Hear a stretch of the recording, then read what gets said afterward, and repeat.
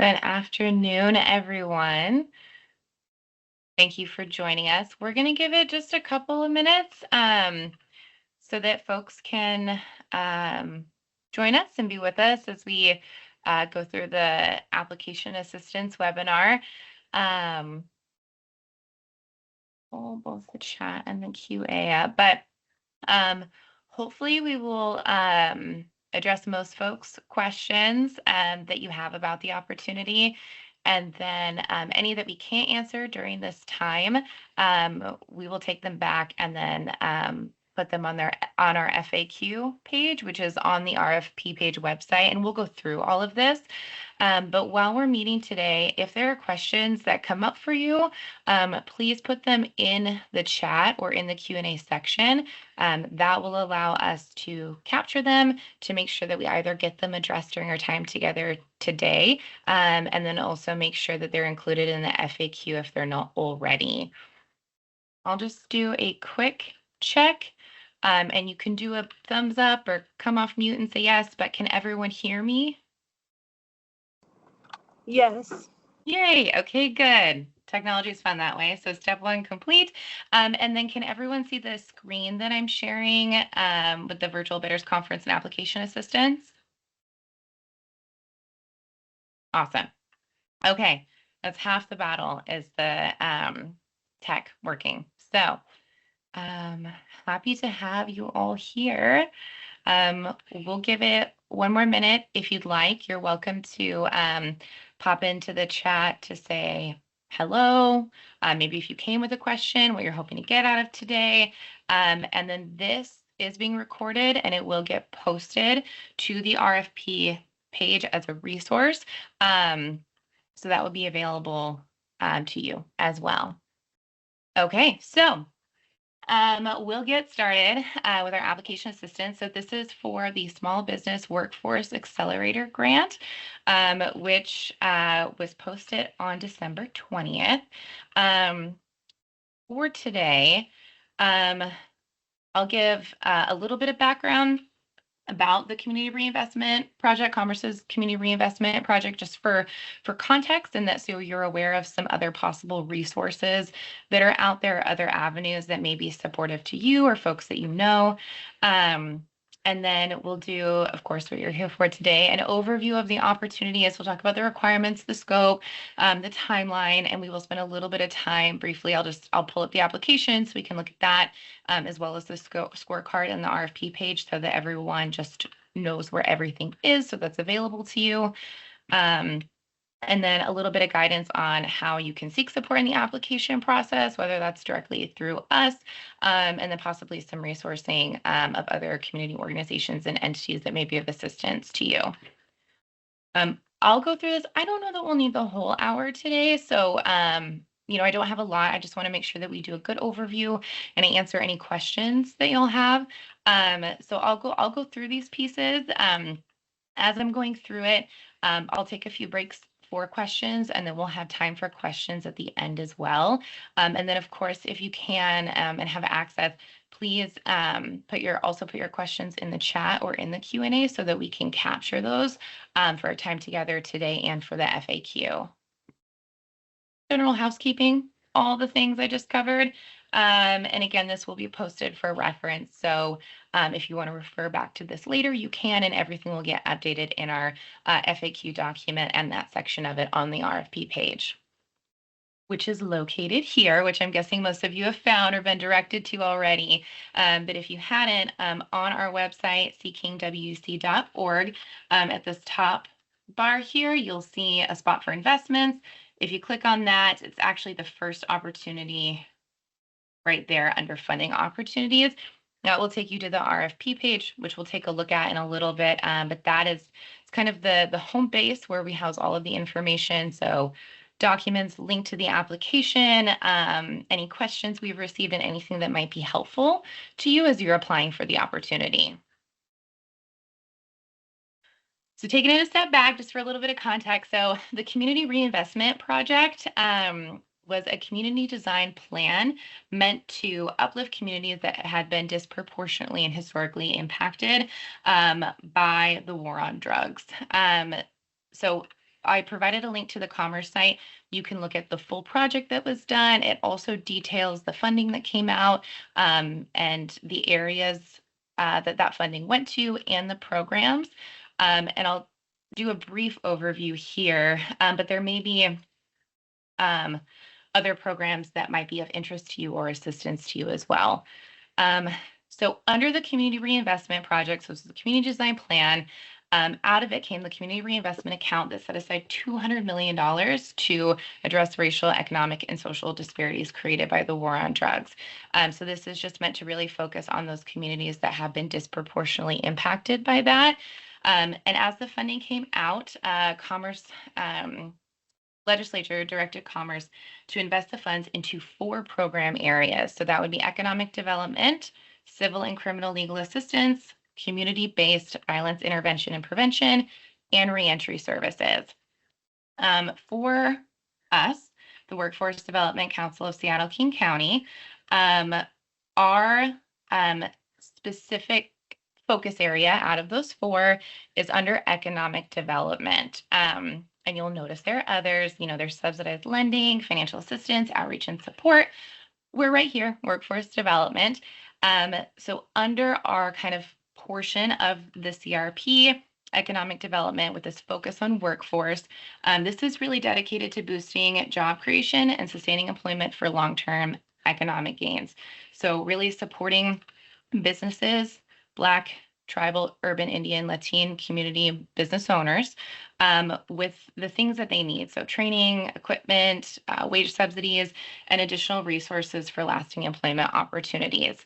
And this has taken shape in a few different ways. Each one of the 12 workforce boards in Washington State got this funding for workforce development. So some folks have taken a different approach, different services, but the overall intention is really to support our businesses in these priority populations with their workforce needs.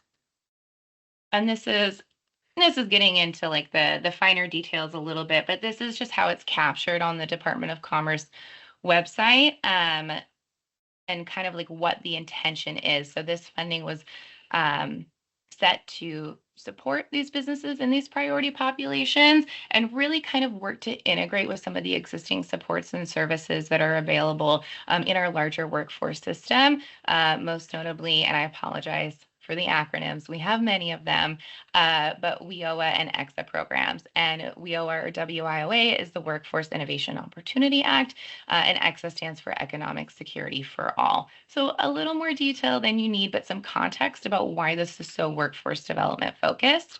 And I would highly encourage folks to go to the Department of Commerce website with the Community Reinvestment Project, because it outlines the plan, the different focus areas, the different programs. I think there's a total of 17 programs that came out under these 4 focus areas, and seeing if there are other ones that might be a good support for you, either as an individual or with your business. I know that they've released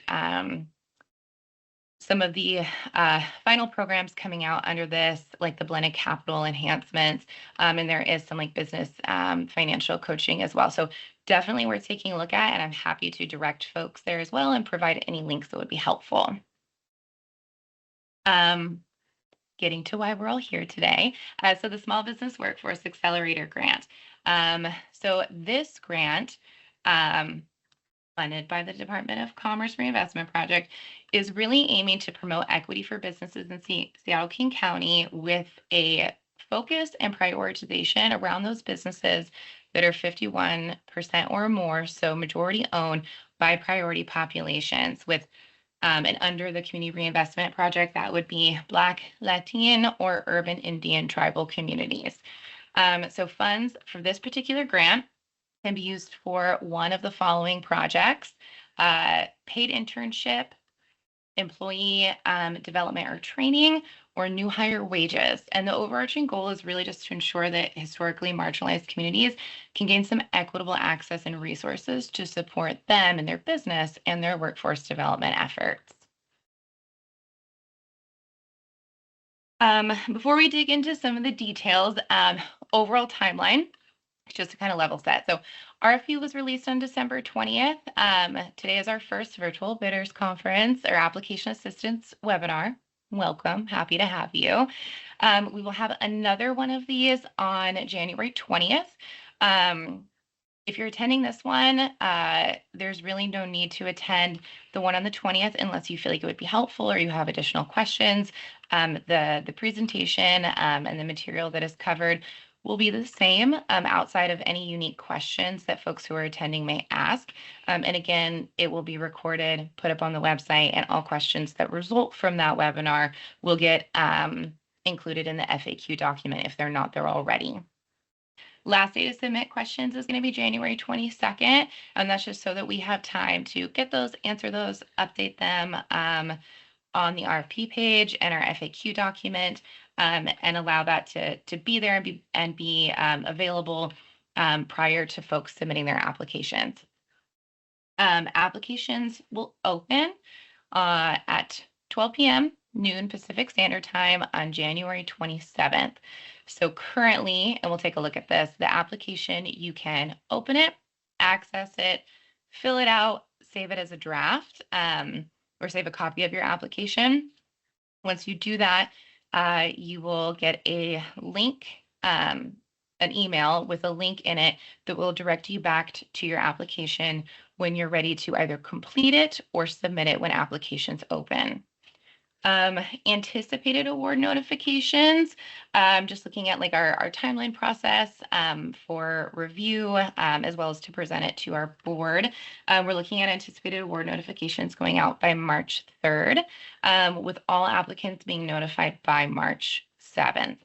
So giving some time and opportunity to make sure we connect with those, initially recommended to be awarded.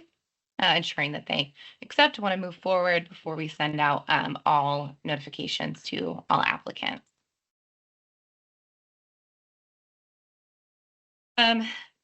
So the objective of this grant, very similar to kind of what I've covered so far, but is really to support business owners in King County in these priority population communities with their business and workforce development needs. So with this RFP or grant opportunity, you can apply for up to $6,500 for one of the following eligible projects. So it's the paid internship, employee development or training, or new hire wages. So paid internship is what it sounds like. You have a need for an intern and you can offer that supportive supervised work experience. So that is just a way to have it paid without you having to pay it. Also can be a fantastic opportunity to kind of, if you're thinking about hiring anyway, to bring someone in under a paid internship, get that time for training. And then if you are looking to hire, bringing them on. There's employee development and training. And this is to provide worker training. So things like short-term certifications, different other like employee development trainings that would be helpful to your business to reduce the cost of training your employees, and ones that kind of support worker retention, so allows them to stay in their jobs, or really helps to upskill and advance them, either in their own careers or for other opportunities within your organization. And then new hire wages. So subsidizing up to $6,500 of new hire wages. New hires are hired employees, but they can be part-time or full-time. And then there is an expectation and an agreement to retain the employee after the wage subsidy period. If you're looking for something more short-term, that is where like a paid internship would be more appropriate. And you can apply for one project. Once that project is complete, done, reported on, if there is additional funding, folks are welcome to reapply. And if that's the case, there'll be a lot of communication, or apply for other WDC funded opportunities if they're available at the time that the project completes. For eligibility, and I apologize, this will get a bit repetitive, but this is for small businesses. So that's defined as fewer than 50 employees. And this is for businesses in King County. And then priority is given to those businesses or organizations that are at least 51% or majority owned by individuals from the Black, urban Indian, tribal, or Latin communities. So, and I've linked to it there, the Community Reinvestment Project, and the state policy around this, for those kind of priority populations, if you want a better sense of that. Business does needs to be licensed somewhere in King County, and it needs to be an active business license. And then one other requirement, just because we're looking at supporting folks with hiring and internships, is that you need to be registered with the IRS and have unemployment insurance and carry workers' compensation insurance. And this is something very typical of if you've ever participated in some of our or other workforce boards, workforce development programs before, pretty standard. And those of you who have employees already are probably very familiar with that. And then for this particular opportunity, if you were already awarded the small business investment grant that we launched over summer, you will not be eligible for this opportunity. And then because of policy, any buy-in-for organizations that we, the WDC, have contracted with already for other community and reinvestment project work, they will not be eligible for this opportunity either. But pretty basic eligibility requirements. The application, which again will take some time to go to it, but it is available online. You can get to it through that RFP page. Through the RFP page, the website, you click on it, it will pull it up for you. Again, you can fill it out, save it. It will send you a link so that at the time applications open, or if you need to edit it or adjust it in between, you can do that. And then you will see the submit button appear once applications officially open January 27th at noon. Only required attachment on this one is a valid business license. We really tried to, learnings from last time, which I appreciated. I got to speak with some folks who are actually here and others just about the application process. So we've really tried to simplify it this time. Very straightforward. Not a lot of like narratives, just supplying basic information, and only one upload, which is that valid business license. And it can be a picture or a PDF. And then if you were to be awarded, then we would look to also make sure that you were carrying that unemployment workers' compensation insurance as well.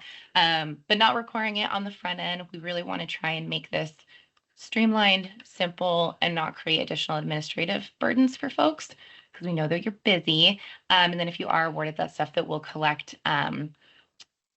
post-award notifications and moving into the contracting process before funds are dispersed. For the scorecard, that is also available online on that RFP page. There's a link to it. Again, tried to go for very simple. There's the first part of the scorecard that you'll notice is an eligibility and compliance checklist. So that's a quick check to make sure that the application and the information provided, that it's complete, that it meets all of the eligibility and compliance items that I just went over. If it does, great, it will move on to scoring. If not, then it will not move on to scoring. And again, we'll take a quick look at the online scorecard just so you can kind of see what's included in that, but it is available to you so you know exactly what will be asked. And it's fairly simple. It's pretty much, was this answered?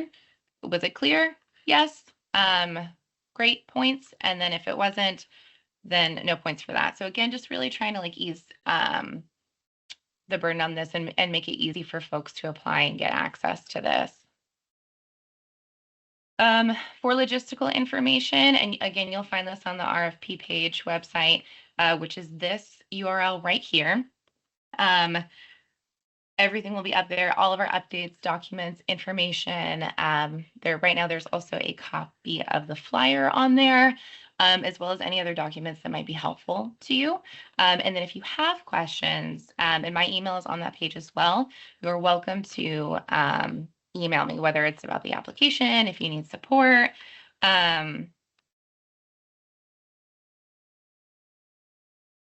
Yeah, great question, Tiara. And so Tiara asked, can we wait to get workers' compensation insurance until our application is accepted? Otherwise, it's an extra cost for small businesses that we don't need.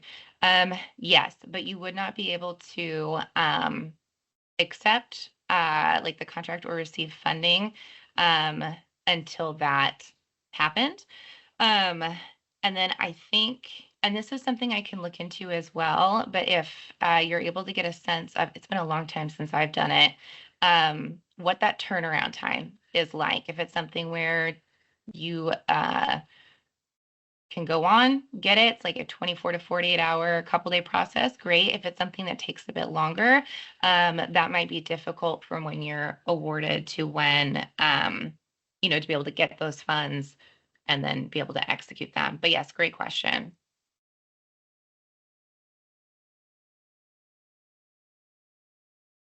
So yes, yeah. So if you don't have it when you apply, that's okay.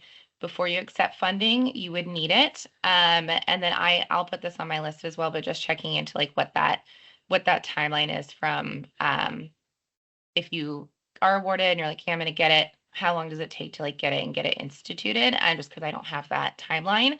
But yes, you would not be able to, sign the contract or receive funding until you have that in place. Perfect. And then that is a great question. Oh, these are great questions. Okay, perfect. Um, these are good. The Deandra, I will have to get back to you on that one, but these are perfect questions. So thank you for asking them. And I'm just forward thinking. I will likely think that if it's something where folks aren't going to get that until they're awarded, so that there's not an extra cost if it's not necessary, then there will probably be some kind of timeline. Like you have to provide proof within, X amount of days so that we're not waiting, a month to get that information. But these are great questions that I will take back to our team, and then we will get the answers posted on the FAQ. I'm just going to do a quick check in the Q&A because I see a red button. Oh, so great question about eligibility.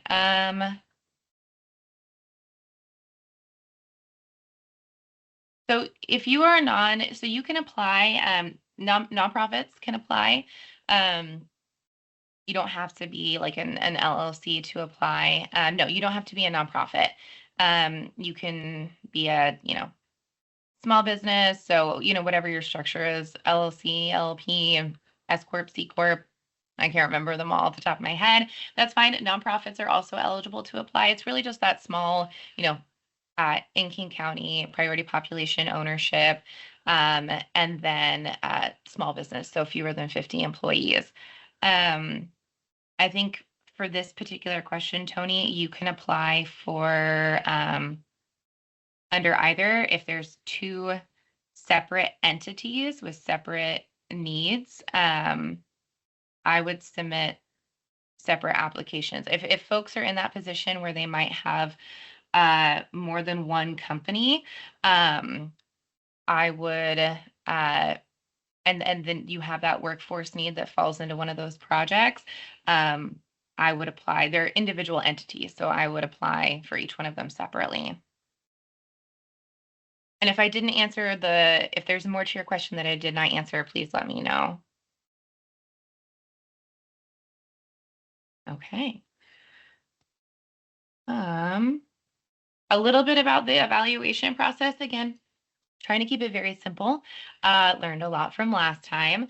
So compliance review. So once the proposal limit has been reached, all the applications that have been submitted will be vetted for eligibility and completeness.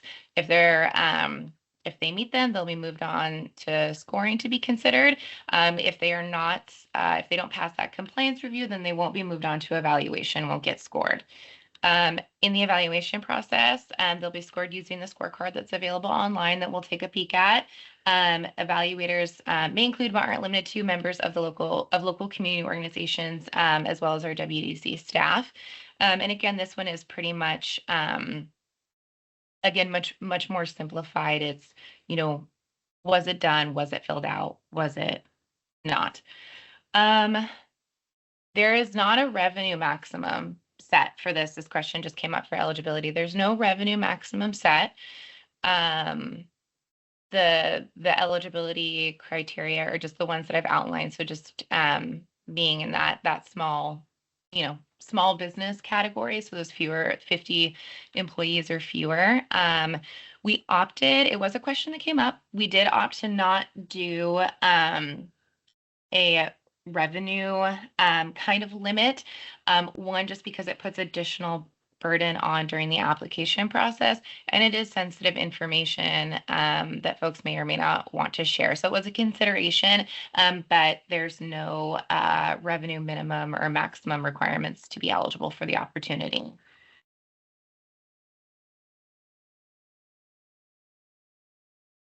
Right. So once, so there'll be an evaluation. Once that's done, the recommended awards will be put forward to our board during one of our board meetings for final approval. And then once approved, all applicants will be notified of the board's decision. There is an appeals process and access to evaluation information. So we will do debriefs with folks. So let's just say you don't get awarded, and you want to know why, you want to put an appeal in writing, and it can be an email within 77 days, calendar days of notification. And then we will schedule essentially like a debrief where we can review your application, and then anything to kind of help just to understand, and then for future applications that you do. I did quite a few debriefs from the last round of grants, and they were wonderful. It was a great opportunity to meet folks, and that is something that is available to you, even if you just want that time to have a better understanding of maybe what you did or did not include on there that would have been helpful. And then additional supports and resources. So all applicants, and I think many of you are on this list now, will get notified of future opportunities available through this funding specifically, and then connected to any of our workforce services that you might be interested in. And that can include things from like job postings, participating in hiring events, information about labor market training, as well as some of our, kind of work-based training and hiring programs. So things like outside of this funding, we have, things like paid internships and support with training and new hires that we do as well. Not quite like this, but still wonderful supports for your workforce development efforts. So happy to connect you with those as well, and we'll provide you with that information. Before I flip over to kind of going through the funding page, application, and the scorecard, I see one scorecard question, so we'll tackle that one when we get there. Any other questions, or folks want to come off mute before we move on to this next piece? Hi, yes, I have a question. Thank you for hosting this. My name's Montana. I put this in the chat, but I just want to make sure I go to the right website for the Washington State Employment Security Department. And so I'm wondering if there's a link that you'll be able to share. I haven't been able to find it on the RFP page yet. Yes. Great flag. Yeah, we can absolutely add that. Thank you. Thank you.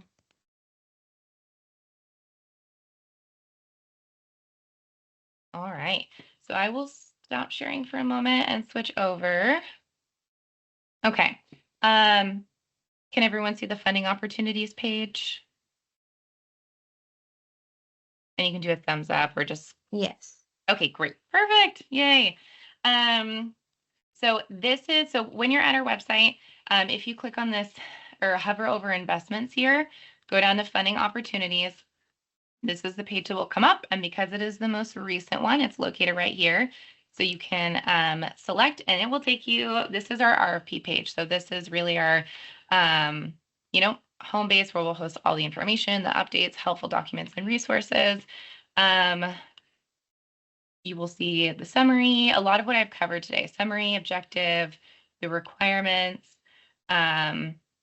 the reporting requirements, which of course, if you're awarded, there'll be more details around that. There'll be, a contract prior to receiving your funding just to fully outline everything that you're responsible for, but that's kind of the broad overview.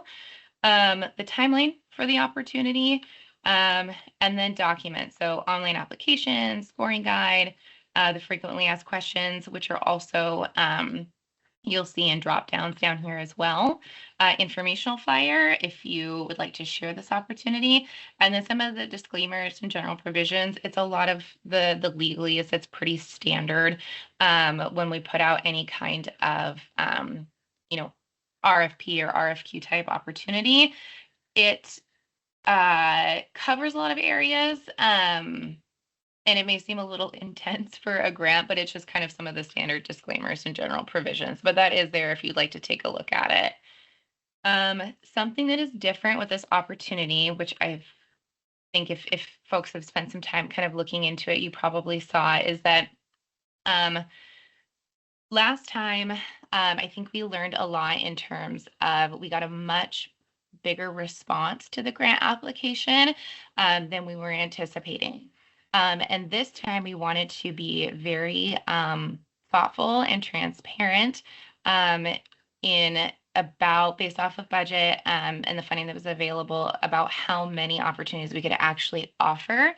And then do that in a way where folks had time to prepare, get assistance if they needed it, whether it was technical or language assistance or just support in filling it out, and then be able to know well in advance when it would open. So in order to do that, so with the funding that we have available, it's anticipated that we'll be able to fund about 40 businesses or 40 projects under this funding. So when the application opens, the first 40 applications that are received, and not as drafts, but submitted, those will be scored and then evaluated. If you go in to submit your application after those initial 40, if you happen to be one of the ones that are right after, and unfortunately it's just kind of clunky with this system, is you'll get an alert that the capacity has been reached. There'll be a button where you can save a copy of your application so you don't lose any of your work. If you hadn't priorly saved it already, it will email it to you, and then there will be a link to the application waitlist, essentially. It is the exact same application. If you apply a little bit later, then the application page will just kind of have a message that says, we've reached, application limit. Click here to fill out the waitlist application. And this is the reason we have the waitlist application in place is because there is a chance that some of those first 40 may not be eligible, may not choose to accept. So there could be, if not everyone requests the full amount, the full 6,500, there could be some additional funding as well. So that wait list, if there is additional opportunity for whatever reason, either businesses not being eligible or not requesting the full amount, then what we will do is we will pull from that application wait list in the order that they were received. It's a little different. Doesn't necessarily feel great to have it be the first 40, but we really just want to be transparent. We had so many phenomenal applications last time, and folks spent a ton of time and energy in these applications. And then we were only able to award 40 out of the 400 plus that were received. So setting it up a little bit differently on the front end to really honor people's time, as well as really simplifying the application and scoring process as well. So when you're at the site, you can click on the documents here. There's also a button up here for begin application. And everything I just kind of stated is outlined below and in the frequently asked questions here as well. So when you go to the application page, this is what you'll see. So kind of a summary of the overview of the eligibility requirements, when applications open, and then you'll get into the application. So first section's employer contact information. So your first name, last name, job title. Email is very important. Double check it, because if your email is not correct, you will not receive that when it goes to send you like the link to where you can complete and submit your application, you won't receive it because the email is not correct there. So definitely double check your email, phone number, and then you'll supply your business information. Sorry. So it'll be business name, the type of business. If it's not one of these listed, you can fill in here under other, the industry that you're aligned with. If you're in kind of a crossover industry, whatever you feel like most appropriately describes it. The size of your business. So at present, how many employees do you have? Part-time or full-time? It doesn't include contractors, just for employees. Your business address. And again, that reminder that this is for businesses licensed in King County. I know last time we got some applications from like Pierce and Snohomish, but this is just for King. Is this a home-based business? Yes or no? This doesn't impact anything on it. It's just information. So the only upload here, which is your active business license. So it will accept a PDF, JPEG, or a PNG. So basically an image file or a PDF file. And it needs to be active, and it needs to be your business license. I think last time we got quite a few of the certificate of formations.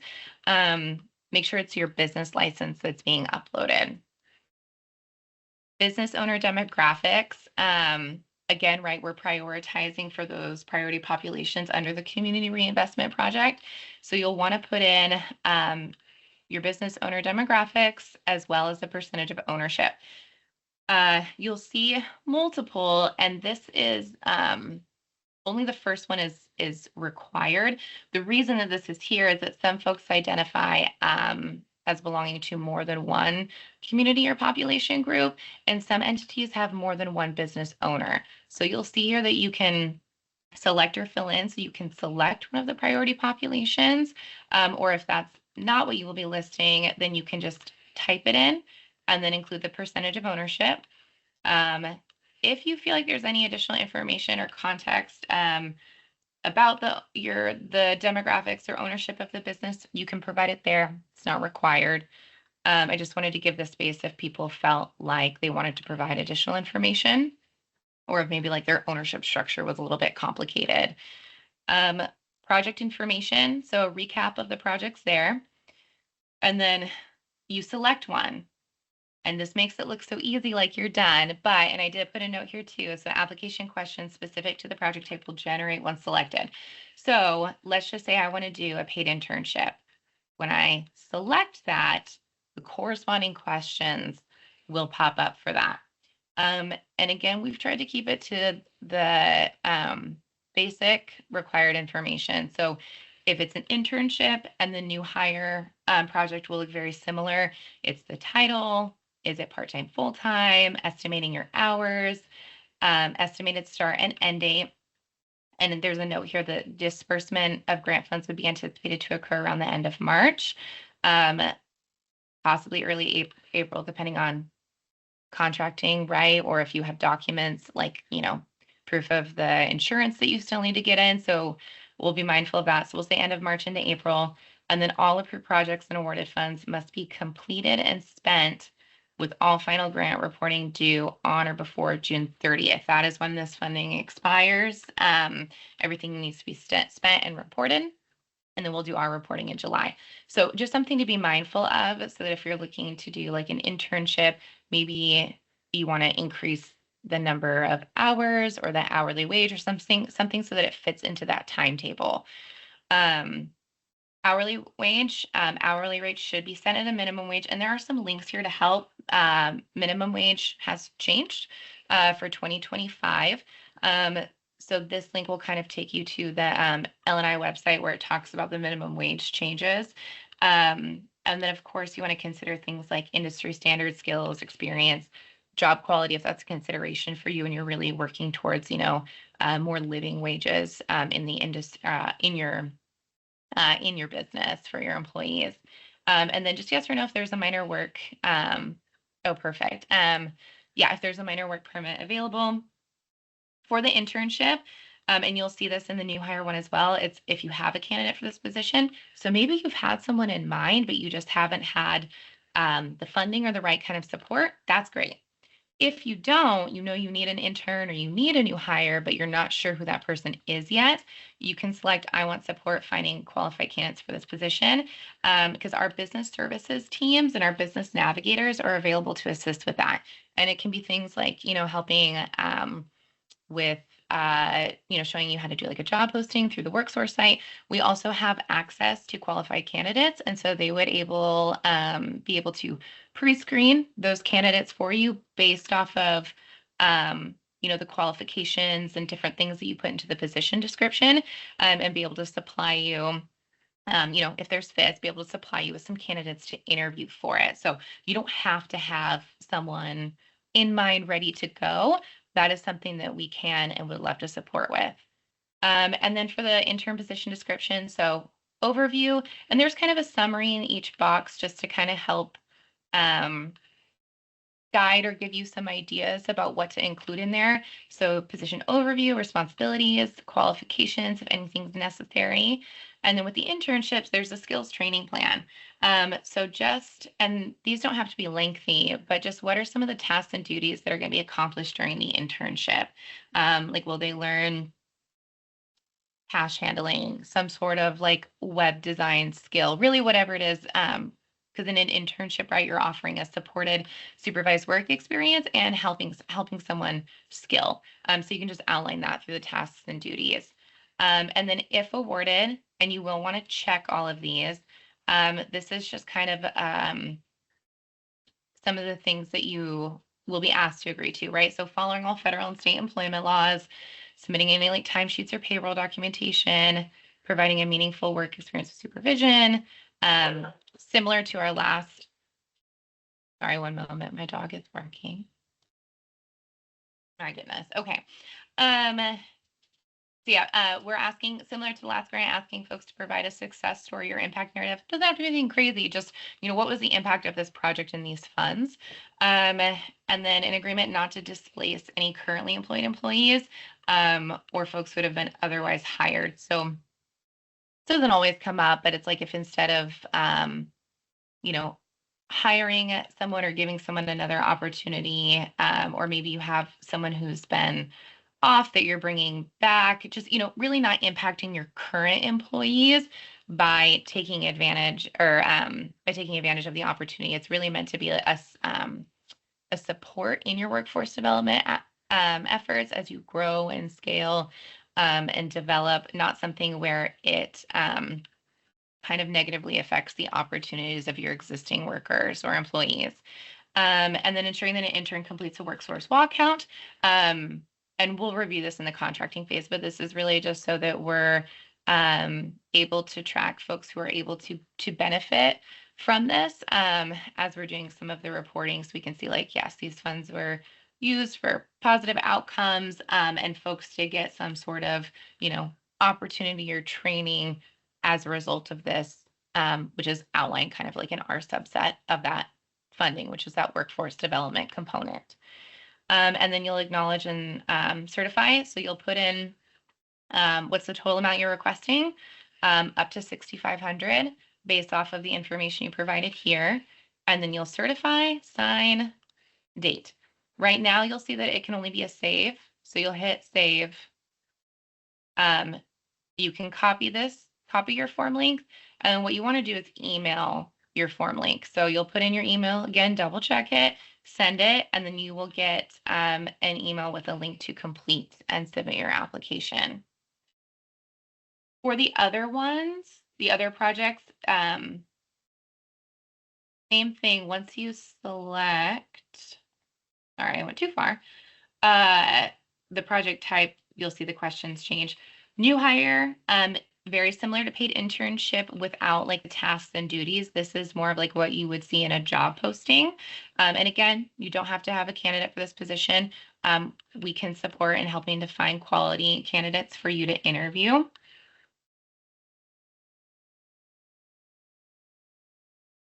Yes. So Hayward, so it'll be one project. So you'll want to, whatever's most aligned with your need.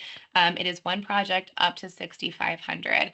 So I think as you just kind of look at like your goals and your needs, making a decision around which project makes the most sense for you. And then Sierra, yes, so you can do it, complete it, save it. And then when applications open January 27th at noon, you want to pop in, hit submit.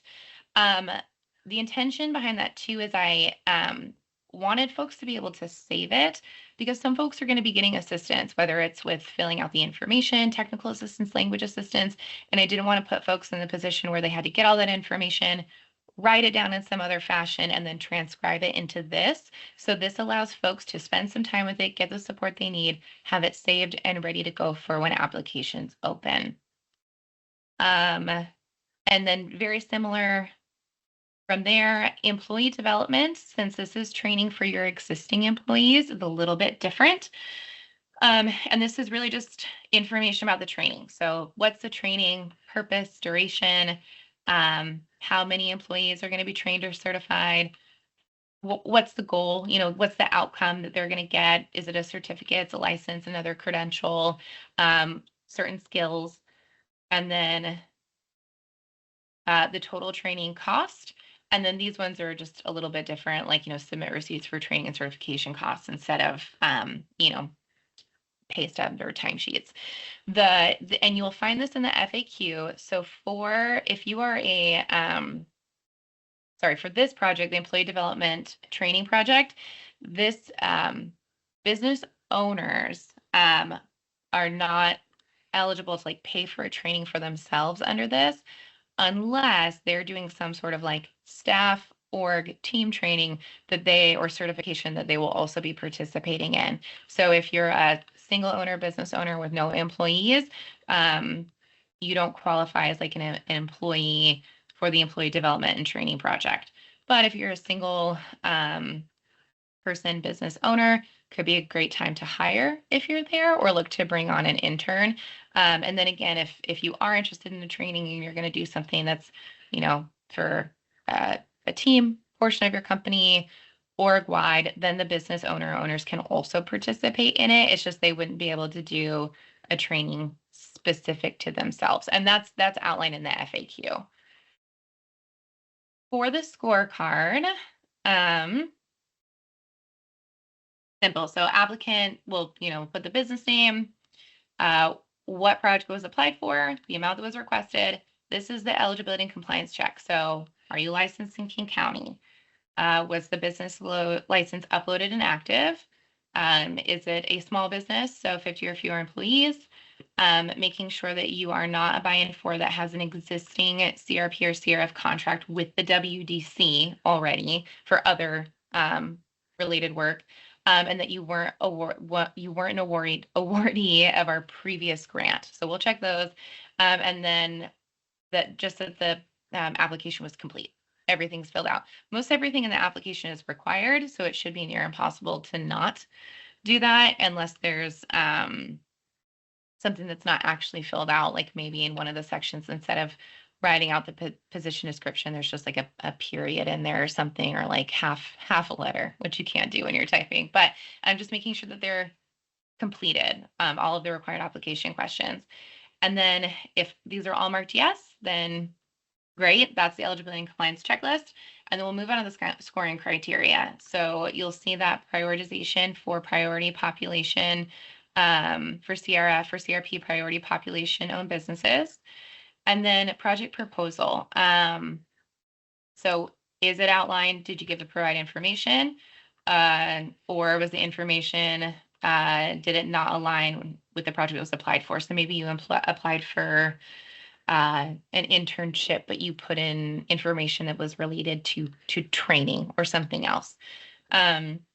Scope and feasibility. So looking like it's feasible, can reasonably be accomplished. Not that you're planning on doing a certification that's going to take a year when we only have until June. So just those kinds of things. Oh, great question. I'll answer that in just a second, Eric. Great question.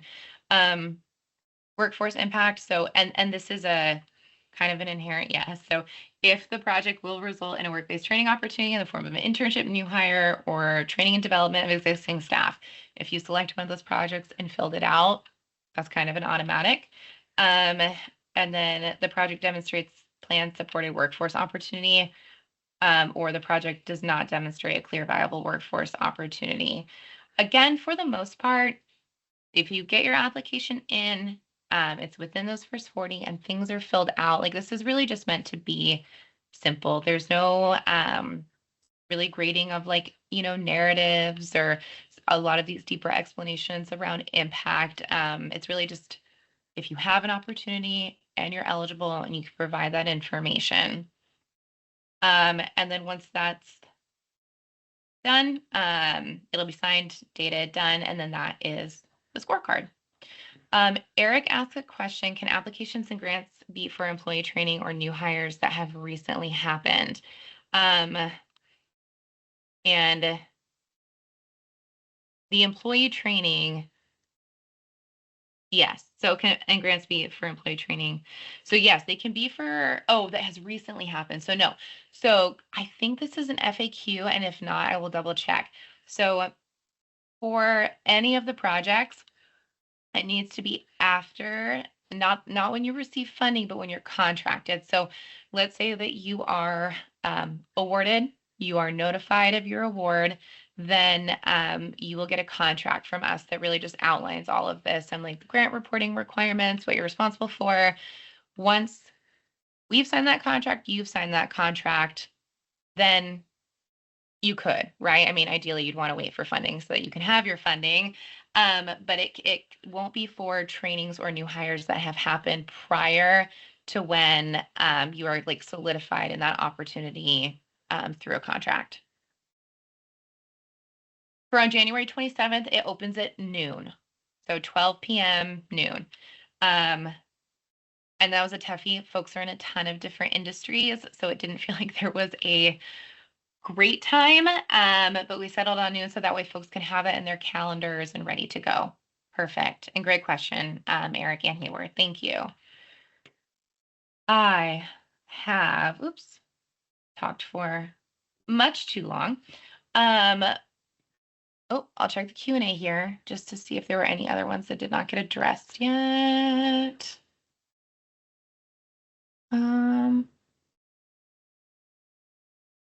Minimum and maximum. So maximum amount you can request in the application is $6,500. There is really no minimum. So let's say that you have a training that you want to do with your staff and it costs $50 and an employee and you have a handful of employees. There's no minimum. The maximum is just $6,500. But I would say if you do happen to get awarded, take full advantage. Take full advantage. And then there were some questions that came up earlier around, why the grant route for this? Because some of our existing workforce programs, we do assist with like paid internships, employee development and training, new hire wages. The programs look a little bit different. The reason we opted for a grant is because the way the funding and policy is structured is it needs to be routed to businesses. And so we didn't want to have to do a reimbursement. We don't want to have to do reimbursement because we know often if you want to do these things and you're not doing them, it very well could be because you don't have those upfront funds to do it or it doesn't make fiscal sense for your business. So we didn't want to be in a reimbursement position. We wanted to be able to find a way to offer that funding upfront. So the grant route was the way that enabled us to do that. And I think that's all. So I'll stop screen sharing. Thank you so much for everyone putting your questions in the chat too, so that we can get those uploaded to the FAQ, so that they are there and available for yourselves and for any other applicants. Got about 5 minutes left. Were there any other questions that I could answer for folks?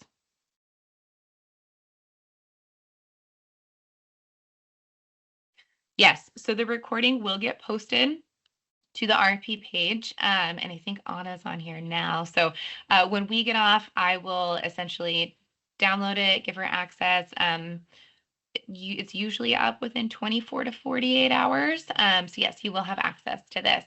And if more questions pop up, of course, you're welcome to email me. We will have that one other application assistance webinar. Again, same content though, but unless you want to come just to see if there's any additional questions or information that comes forward that will be helpful. But that video will also get posted along with any questions that result from the webinar. They'll be added to the FAQ.